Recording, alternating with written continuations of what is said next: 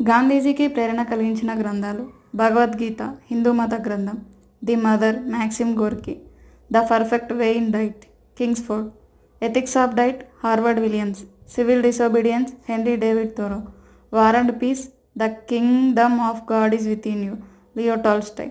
Leo Tolstoy రచించిన ఈ రెండు గ్రంథాలకి గాంధీజీ అధికంగా ప్రభావితం అయ్యాడు. గాంధీజీ దక్షిణాఫ్రికాలోని ట్రాన్స్వాల్ రాష్ట్రంలో ఉన్నప్పుడు థోరో యొక్క సివిల్ డిసోబీడియన్స్ అనే రచనకు ప్రభావితుడై భారతదేశంలో ఈ పేరు మీదుగానే ఉప్పు సత్యాగ్రహం మొదలుపెట్టాడు.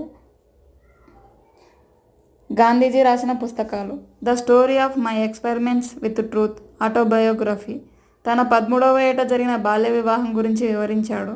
Second one, Indian struggle. Third one, Hindu Swaraj 1909లో. Fourth one, the Yerwada Mandir. Fifth one, concept of self rule. Sixth one, సత్యాగ్రహను దక్షిణాఫ్రికాలో రచించాడు.